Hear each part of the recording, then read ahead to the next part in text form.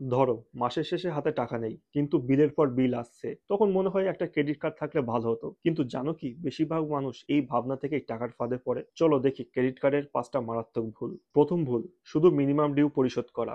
ধরো তুমি 10,000 খরচ করছো আর শুধু 1,000 দিচ্ছ, তাহলে বাকি 9,000-এর উপরে ব্যাংক 30% বা তার বেশি সুদ নিচ্ছে। মানে যত দেবে তত ঋণ বাড়বে। এভাবেই মানুষ বুঝতেও পারে না কবে কার্ডের বিল ডবল হয়ে গেল। সম্ভব হলে পুরো বিলটাই সময় মতো পে করো। মিনিমাম ডিউ দেওয়া মানে নিজের জন্য সুদের ফাঁদ খোঁড়া।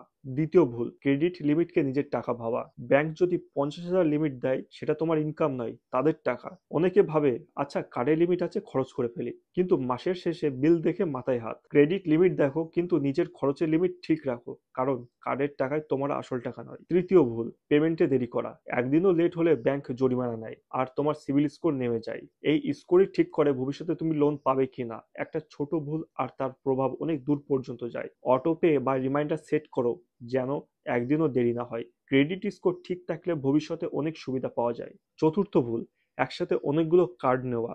অনেকে ভাবে যত বেশি কার্ড তত বেশি সুবিধা, কিন্তু শেষমেশ মাথায় শুধু বিলের হিসাব ঘুরে বেড়ায়। একটা দুটো কার্ড থাকলে তুমি ট্র্যাক রাখতে পারবে কোনটার বিল কবে কত খরচ হয়েছে।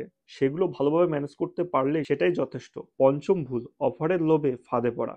0% EMI, instant cashback, buy one get one, এইসব অফার দেখে অনেকেই এমন জিনিস কিনে ফেলে যা দরকার নেই। মনে রেখো, এই অফারগুলো তোমার সুবিধার জন্য নয়, ওরা তৈরি করেছে যাতে তুমি বেশি করে খরচ করো।